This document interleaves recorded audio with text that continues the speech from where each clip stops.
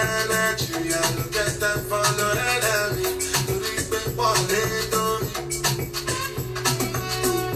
nothing with person never see. I'm on nothing with person never see. Forget it, I say the bashi. Very soon expected. Take out by the engine. I think I could be person. I'm in the Sunday, yes, sir. Then I'm in the answer, yes, sir. Respect is reciprocal, even though I know it's special. Anybody, but no one does argue. Anybody, but not the body. I can't something, I can't something. Go back, I can't something. Jump back and never know. Should I be cast myself forever? No. I look you, they laugh, no. I shall no say the no. I no say the no. When you look good, pretty no. Like that, no, but then you like all that. But I didn't tell me if it's really good. So you keep it jack on. Anybody, when no one does argue. All right. Good evening. Good evening. Welcome. My name is Shayna. Financial wellness, holistic, everything under the sun. So thank you so much, those that tune in and continue to support the journey. We're always excited to talk about mental health. It's a super important topic. For someone that has been quarantined for months, I'm in New York, and we're still quarantining, and there's still a lot of things that we can't do. So mental health, especially for New Yorkers and people in different parts of the country, we're all processing this pandemic differently. And so I think it's always important to talk about that and speak from a voice of honesty and transparency, because you never know how your story can help someone else. So that's why I love to have these conversations. And so tonight is no different. We have Jessica here, who is a licensed social worker, and she has a business in the career development industry. And so we're excited to talk to her. So sis, you have to send me a request, and then I will bring you in. I hope that everyone is doing well. Everyone had a great week. These weeks are flying by, it seems like. It's already August, and the pandemic started in March, and time has just flown. I don't know how everyone else feels, but I definitely feel like the time has flown. Continue to follow us, support us at Le Haute Spa. We will be taking a month off for August, and so hello, hi. How are you? Well, and you? I'm good. I love your frames. Thank you. I was just admiring yours, like a little cat eye. No, yeah, I gotta get some new ones, but I love those. Yeah, those are super fly. How are you, sis? I'm doing well. You know, I was listening to you talk about the pandemic, and you're right, it's already August, but I can say that I am well. Yeah. I'm glad to hear that. Well, thank you for, being a part of tonight's conversation. I think that, I was just saying last week that even though the pandemic started in March, time has flown, you know what I mean? And so much has happened in this time period, right? And so I'm excited to talk to you because I think you're kind of a jack of all trades is what I'm starting to view you as this. Honestly, because you I'm learning you, I'm checking you out, and I love what you do. But I mean, you're a licensed social worker, so already you come from a mental health, clinical background, right? So being a social worker is not easy.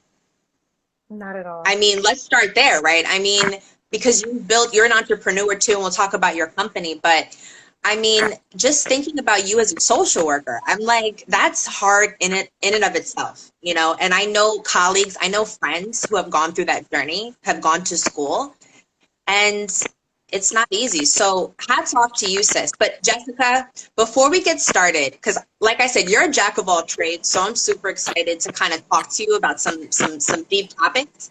But can you just introduce yourself to everybody? Let everyone know really quickly a little bit about your company, who you are, and then we can kind of just get into the conversation from there. Sure. I'm Jessica Canty. I am your life and career strategist. I have a passion for helping people go from unfulfilled jobs to their dream careers. My company helps clients through career path planning, resume and interview refinement, and reputation revitalization. And in your introduction of me, I am a licensed clinical social worker. So I do have a different aspect to career coaching that looks a little different than, say, some of more traditional career coaches, because I understand I can't work on your resume and not work on your mind. I can't work on your, help you get ready for your career and not recognize that you're having some trauma triggers. So you're absolutely correct. Social work is not for the faint of heart, especially not in the field that I've chosen to do the bulk of my practice, which is child welfare. But that's a little bit about who I am. I bring clinical social work. I studied psychology in undergrad, social work in grad school, and pursued my clinical license. And I've now been practicing clinical social worker for the last 5 years, but I've been practicing social work for probably close to almost 20 years now. Yes, you have a lot of experience. And so now, right, today, right, because you obviously went to school for this and you have a lot of experience in that field.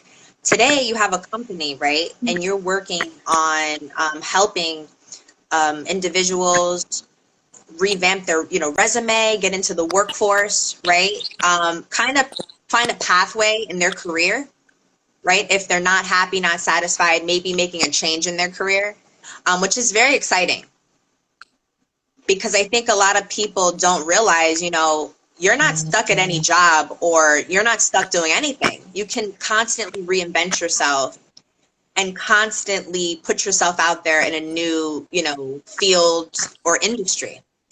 And so I wanted to ask you, right, really quickly, before we get started. Okay, so the name of your company, right, has something, is very spiritual.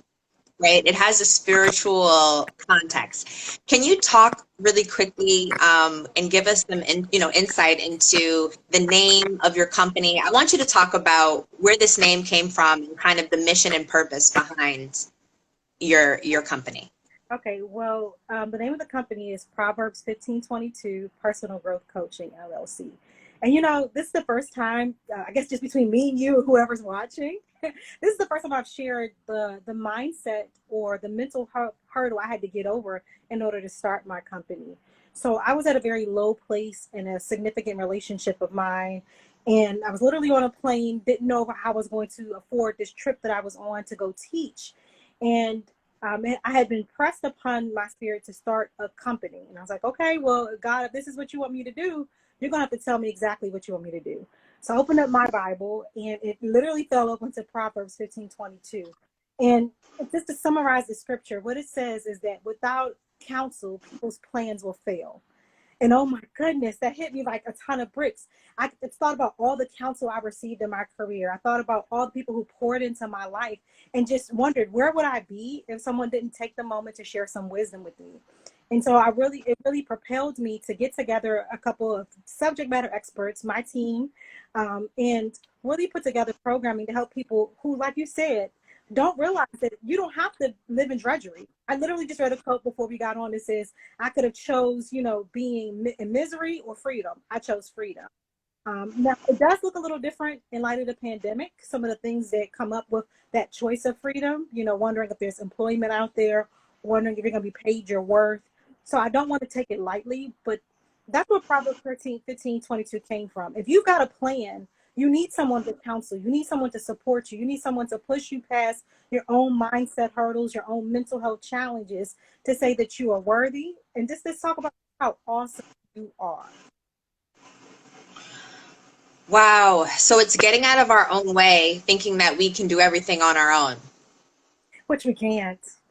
There's no such thing as a self-made man, self-made woman.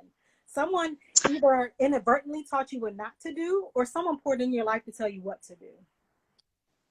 Let me ask you this. How do you decipher your counsel, right? Like, because I think a lot of times folks are maybe scared to ask for help because they may not trust folks, or they may have a hard time, judging character or who's who, and not sure who to work with and who to share their, intimate dreams and visions with, So do you have any perspective on that? Because we need counsel, but how do you find the right counsel, right? Like, how do you kind of navigate and have the discernment Right. I'm so glad you asked that question. over who it is? Yeah. Yeah, because I think that if you're thinking that, if you're having that thought process, like I'm not quite sure who to trust, I think you're in the right space. You want to start off saying, I want to be discerning. I'm not just, because it's not just like, you try on a pair of tennis shoes and you can just send it back. If you're going into counseling, you are sharing your life, you're sharing your ups and downs with someone. So you want to be able to connect with that counselor. So I'm going to tell you the professional side and the personal side. So for me, personally, when I sought out counsel, yes, even clinical social workers get counsel. I knew that I wanted somebody in line with my life goals. So for me, I sought out counsel in my career specifically. Then I sought out counsel within my faith. And so I really had to make sure that that was something that they were going to give me counsel, but it wasn't going to be something counter to what who I wanted to be. Now, professionally, when we're talking about seeking counsel, whenever I talk to my clients, I always say, you need your success squad. And you have to have discernment to be able to put together that success squad. We call it your career's executive board. And your career's executive board is your role model, your counselor, your coach, and your sponsor. So when you're looking to figure out someone, like, who do I trust? I don't know if the kids still say this, but they say check the receipts, or just check to see what their level of expertise is, because anybody can put up a website and say I saved, I've changed thousands of lives, but you need to see the evidence of it. And also, you want to trust your intuition. Too often, especially as Black women, I'm going to say Black women as moms, we're often told that there's no such thing as women's intuition. I think that all of us have intuition, instinctive, because it's a defense mechanism. We kind of get this feeling like, your vibe is a little bit off. You don't seem authentic. You don't seem genuine. So you want to do your research, seek counsel both professionally and personally, and then just plain use your intuition. If you go into the office and, whenever we go back into the office, or if you jump on your Zoom link and their vibe is just not matching you, you don't have to start that relationship. But what I will say is that you can check their website too. And most clinicians will tell you what their framework of practice is. And so you need to see if that's something you want to do. Because some clinicians will do submersive, like they really want to, if you've got phobias, they'll submerge you in the phobia.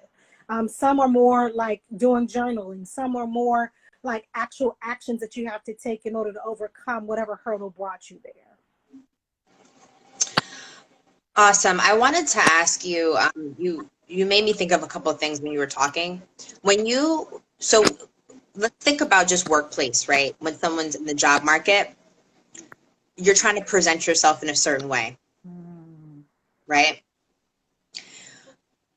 I'm not even talking about COVID. I'm just speaking in general, right? When you're trying to show up, right, and impress, right, whoever, the employer, how should we be thinking about that process from resume to cover letter, right? Like, from your perspective as the expert in this field, what are some of the things that anyone should be thinking about in that regard? Great question. When you ask that question, the very first thing I think about is oftentimes when I work with people, they often sell themselves short. They play down their talents. So when you're thinking about showing up in the workplace, when you're thinking about that resume, think about it from a perspective of bragging about yourself.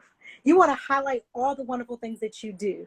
I can't tell you how many people I've sat down with and I've done their resume, and I'll start asking them questions about what the experience is on it. And I'll say, but you didn't write that here. It doesn't say, that you solved how many cases and did all this work in the environment. And I think it's because, going back to the mental health piece, I think it's because a lot of us struggle with, one, feeling like I'm not supposed to brag about myself. For some reason, we got the message that it's better to shrink ourselves, to not show up as our full self in that space. Then the other thing is showing up in the workplace. There are some isms in the workplace. I have to acknowledge that. You know, depending on where you work, you could be battling ageism, sexism, racism, 2020 in a nutshell. And so I know that there's certain work fields or professions that if you try to show up as your most authentic self, your job security can be in jeopardy. So it comes back again to that question that you even posed in the very beginning, like, you know that you have options. So for me, I'm always saying when we do the resume, always highlight and brag. It's okay. I know mom said don't brag. I know everybody said don't be boastful, but be boastful on your resume.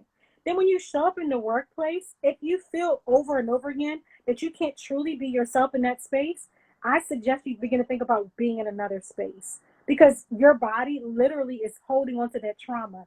And that's why you can't sleep well. That's why you're eating too much, eating too little. You're snapping at your friends. You're wondering why now your pants are fitting too tight because that's the trauma and the stress getting in there with your pants. So you really have to begin to ask yourself, is this where you want to be? And begin to chart the path forward to determining whether you want to stay, maybe there's something there that can make it better, or if it's time to transition to another position. Mm. In terms of resume, right? Because resumes, I think, have kind of changed throughout the years, right? Mm-hmm. We've gotten away from the kind of, just the standard. People have infographics now. It's gotten more colorful, So I wanted to ask you from your perspective, because I know you do this all the time.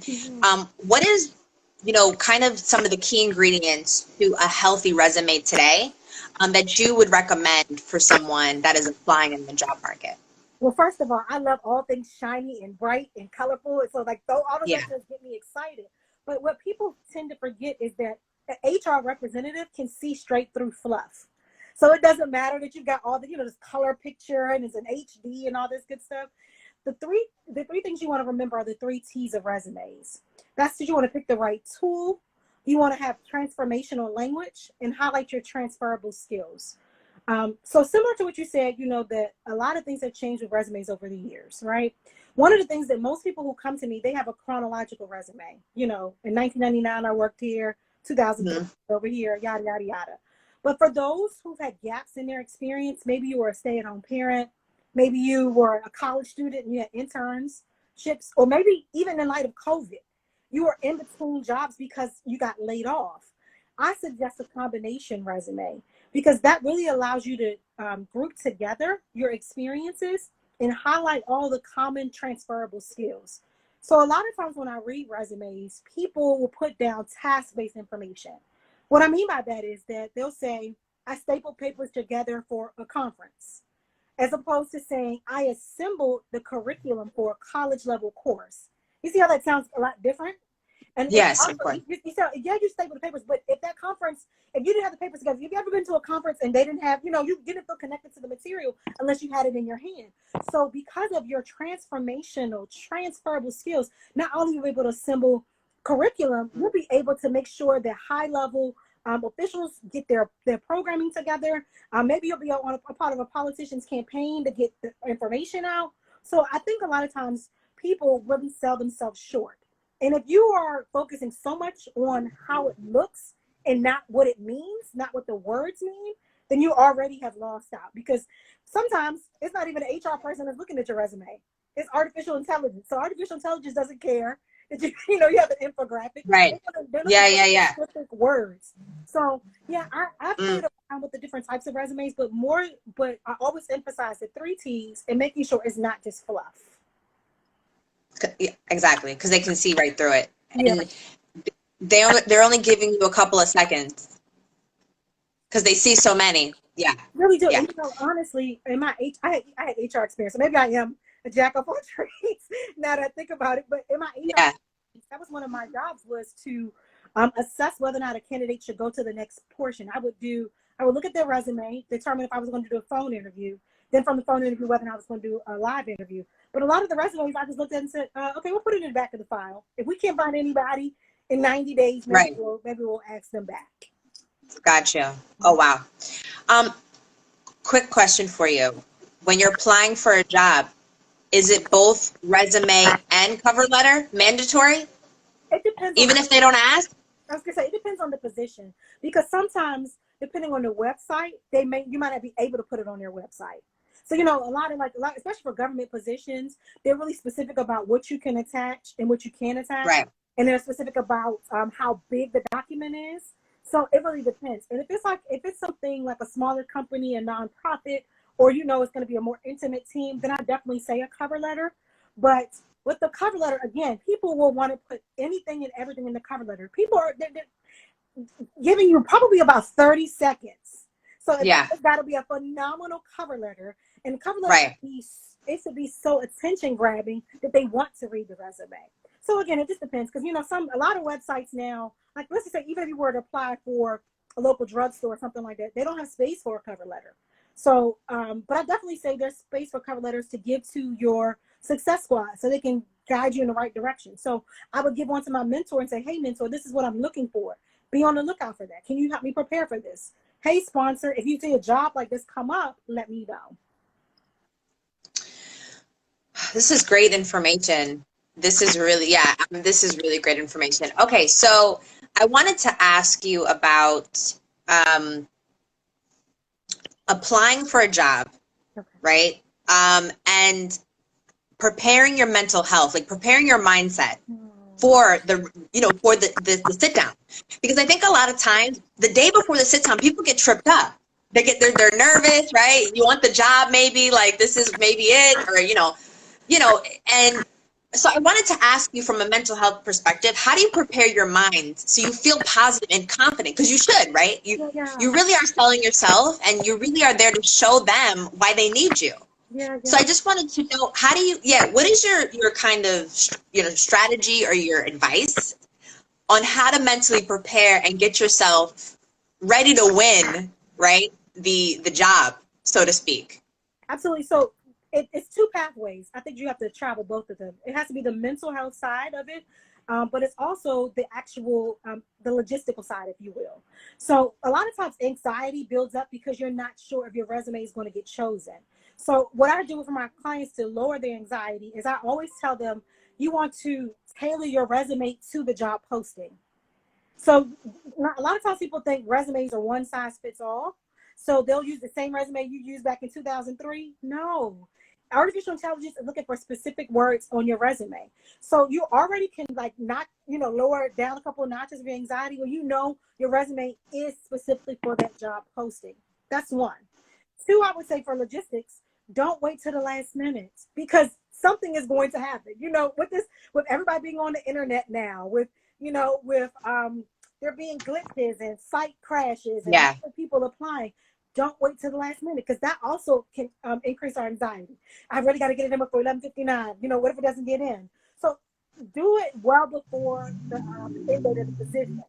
The other thing is, I don't feel like I feel like this is a judgment-free zone. So I'm gonna just share a little bit about my personality. 100%. I'm a major introvert, and I have and so when I have to present myself, I have major anxiety. So some of the things I have to do is to say, okay, I am capable. I am ready for this. This is just an opportunity for me to showcase my skills. So what I'm doing is speaking affirmations over this. Whatever happens, I'm either going to get the job or I'm going to get a lesson. So I'm fine with that. I'm going to get a job. I'm going to get a lesson. Because two of the things that my company stands on is that everybody has had an embarrassing moment and a missed opportunity. So this is either going to be something I can teach myself about, or I can get over this embarrassing moment, laugh about it later, and say this is a lesson that I learned. So I'm such a fan for affirmations. I'm such a fan of meditation. All around my room, I have affirmations, and I specifically put them near my mirror. So maybe you'll post the job in front of your mirror, or put a Post-it note on your computer while you're applying for the job. So remember, whatever words motivate you, or perhaps you need some movement beforehand. I feel like exercise, and this has been proven, that exercise is medicine. Eating well is medicine. Sleeping well is medicine. And a lot of our anxiety is around when we don't get enough sleep, when we aren't eating properly, when you're eating those greasy, salty, fatty foods, when you're drinking all those sodas, and all those things can increase your anxiety. But if you cut all those things out, meditation, affirmation, and ask for help. 3 powerful words. Ask for help. Maybe it's a career coach. Maybe it's not. Maybe it's a family or friend to say, listen, will you just sit next to me while I apply for this? Or ask your counselor, I'm experiencing a lot of anxiety, because I think what a lot in your counselor can help you unlock is whether or not it's a trauma trigger for you. Maybe somewhere in your childhood you were rejected.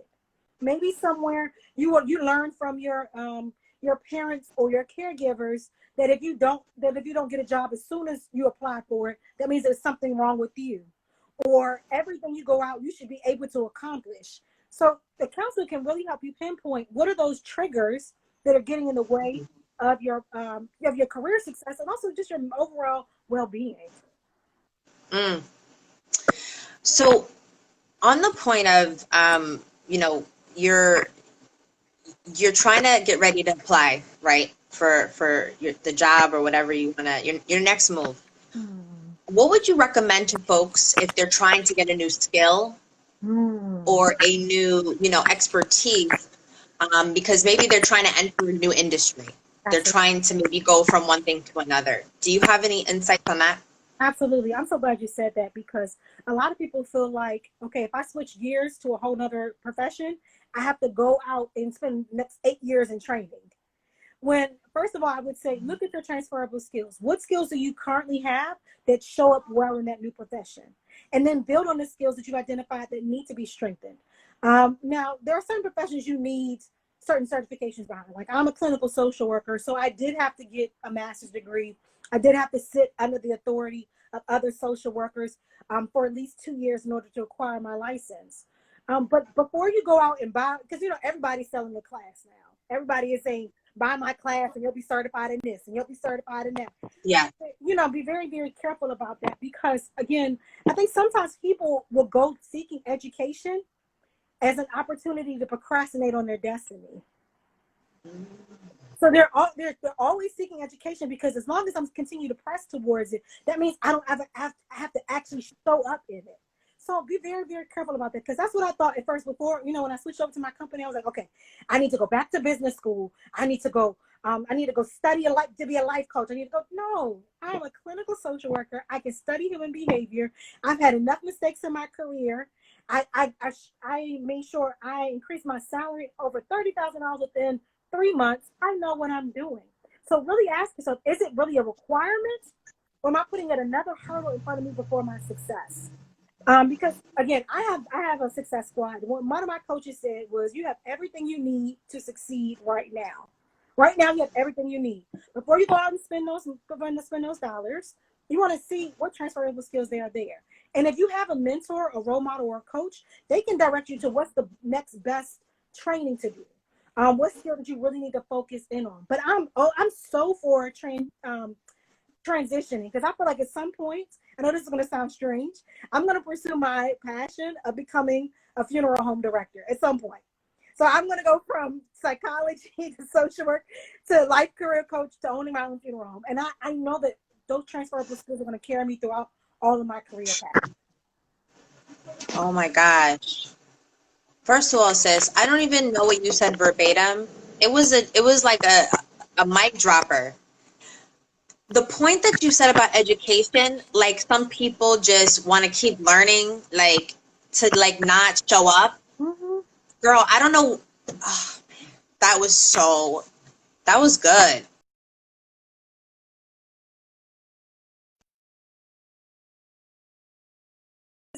There's a market for it. I can hear you now. Okay, yeah. IG was. I'm sorry. What were you saying? No. I was just saying, but there's a lot of people out there that do that. That they're in an analysis paralysis state where I just got to pick up one more skill. I got to study one more thing. So just be careful. And again, a counselor can help you point out those patterns of behavior that are not serving you. And if you have a good career coach, they'll be the one who says, we're going to slow things down and say, let's address this. Because the thing is, and I've seen this happen with at least one of my clients, where I laid out everything for her. But by about a month in and working with her, I said, okay, we're just going to pause right now. And let's talk about what really is holding you back.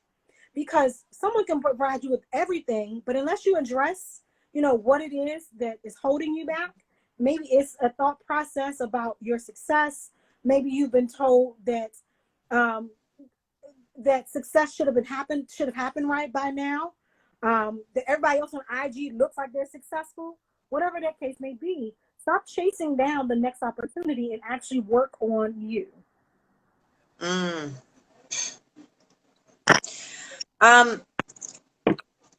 With COVID-19, right?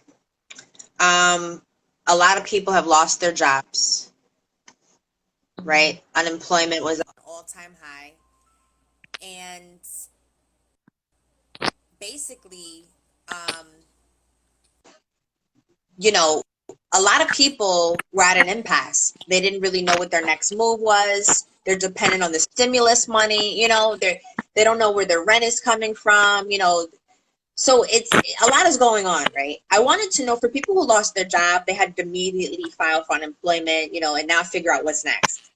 Yeah. From your perspective, being in, the field that you are, when all of this was going on, I'm curious to know what your thoughts were initially, like, right? Because a lot of people, right, they're on these job websites now, right? They're trying to get back to work, maybe, right?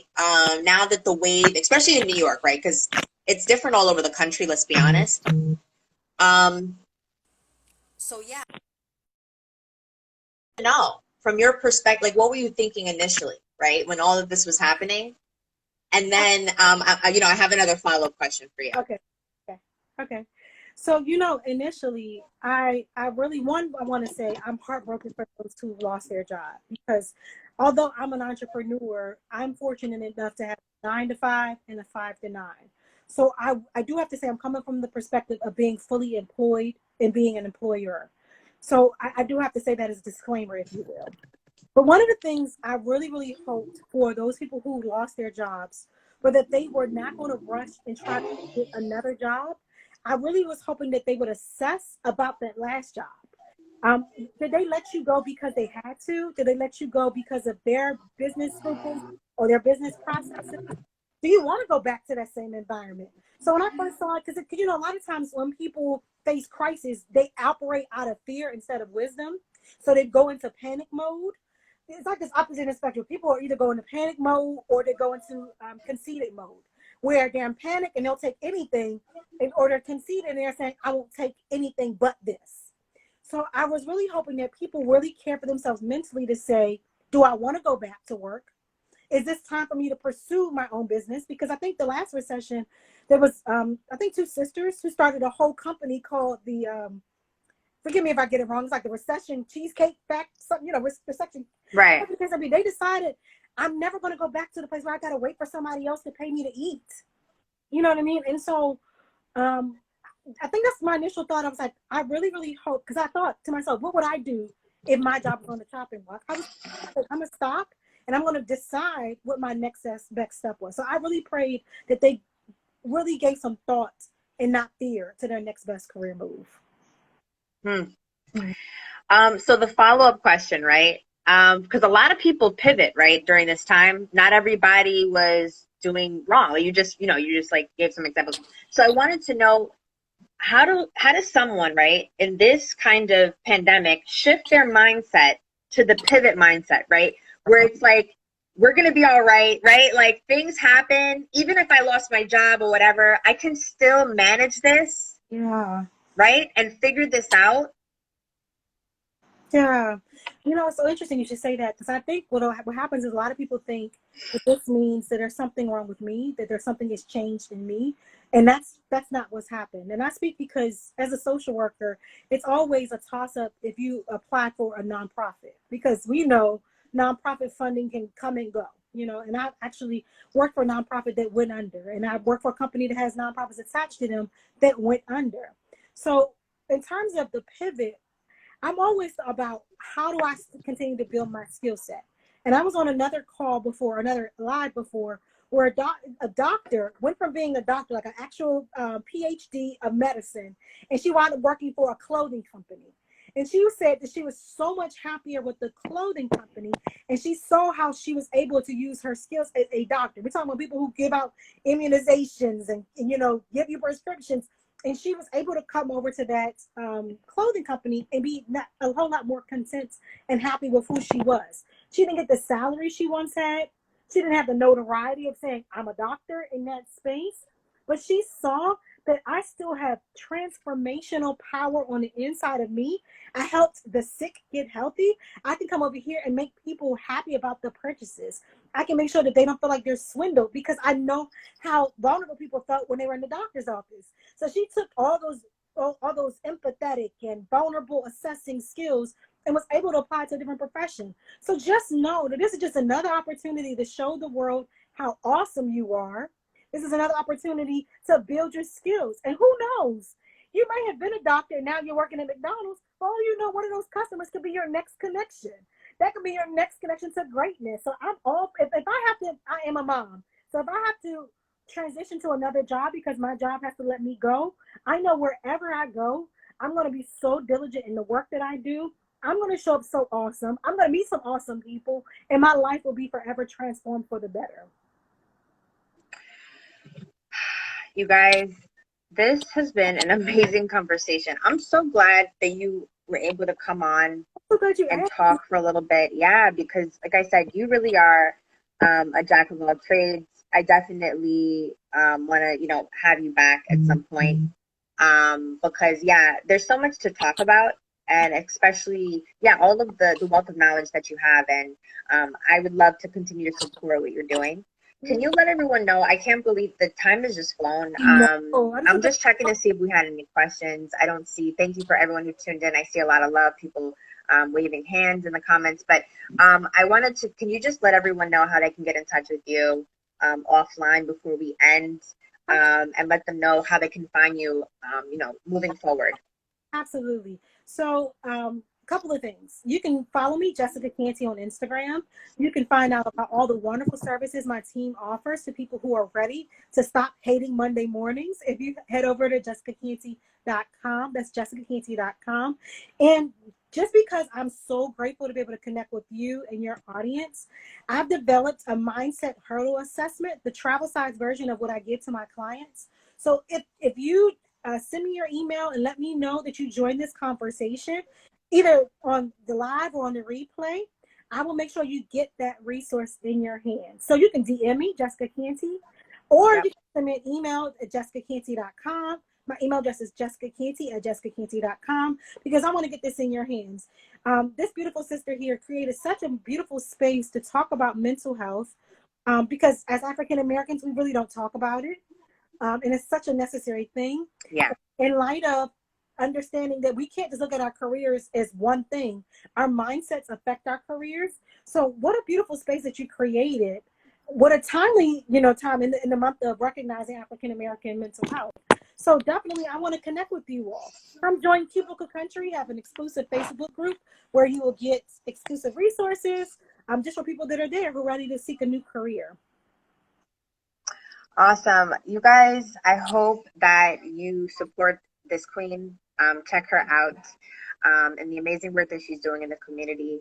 And stay tuned. We will have her back, so fret none. We will continue the conversation. But this was a great intro and really just digging into what's going on right now. We always want to, like I always say, arm you guys with information and resources and, industry experts like Jessica who you can turn to if you have questions and you need help during these times. So thank you so much, sis. You have a great rest of your night. Thank you so much for being here, and we'll talk soon. Okay. Bye-bye. Take care. Thank you. You guys, I'm so happy Jessica was able to join in. Thank you so much, everyone who tuned in. As I said before, we will be taking a month off. I hope you'll miss us. We'll be back in September, God willing, and we will have more amazing content and industry experts for everyone. And continue to follow the journey, support us, and thank you everyone again for being involved tonight. Stay tuned. Take care.